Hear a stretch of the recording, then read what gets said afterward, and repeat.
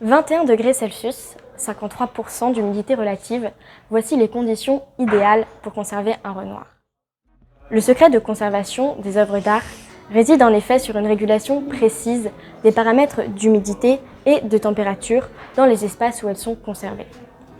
Je suis Zoé Sabourin, ingénieure diplômée d'IMT Minalbi, et je vais vous présenter mon projet de fin d'études dont le sujet était de designer le système de ventilation et de chauffage d'une galerie d'art afin d'améliorer à la fois les conditions de conservation des œuvres, mais aussi les performances énergétiques du bâtiment.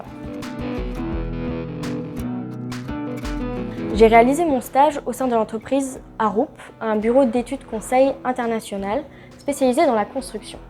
J'ai intégré le bureau de Cork, en Irlande, en tant qu'ingénieur en mécanique du bâtiment. J'ai travaillé principalement sur la Hugh Lane Gallery, une galerie d'art située à Dublin, dont le système de ventilation est obsolète et qui est assujetti à des fluctuations environnementales majeures, néfastes pour les œuvres. D'où l'importance de mon travail. Ma première préoccupation a été de construire un modèle 3D du bâtiment afin de réaliser des analyses thermiques. La difficulté de cette étape a été de prendre en compte la variation de l'occupation dans les différentes salles. En effet, dans une galerie, des groupes se déplacent de salle en salle, ce qui modifie les gains thermiques internes au cours d'une journée dans ces différents espaces.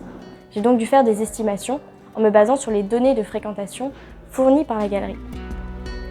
L'analyse thermique m'a permis d'obtenir les besoins en chauffage et en ventilation des différentes pièces en fonction des conditions de conservation voulues. J'ai alors utilisé le diagramme psychrométrique pour calculer les charges à fournir par les systèmes de traitement d'air afin de répondre à ces besoins. Mon travail a permis d'ajuster la taille des systèmes qui avaient été surdimensionnés lors d'une étape antérieure. J'ai permis d'améliorer les performances énergétiques du bâtiment et par là même des économies financières. Pour finir, j'ai participé au design des équipements et des conduites sur le toit du bâtiment en utilisant le logiciel de modélisation Revit. Cette étape était un défi du fait de l'espace restreint disponible sur le toit, de la gestion de la cohabitation avec les équipements électriques et des accès pour maintenance. Ce projet n'en est qu'à ses débuts. Encore 3 années de travail et de nombreuses négociations avec le client vont être nécessaires avant qu'il ne voie le jour. Mais mon travail a donné une base solide sur laquelle l'entreprise va pouvoir continuer. Ce stage a été très enrichissant, professionnellement, de par la variété des tâches effectuées et des personnes avec qui j'ai travaillé. Bien que ce projet ait été mon fil directeur, j'ai pu aussi développer des compétences sur des projets d'analyse de conformité énergétique.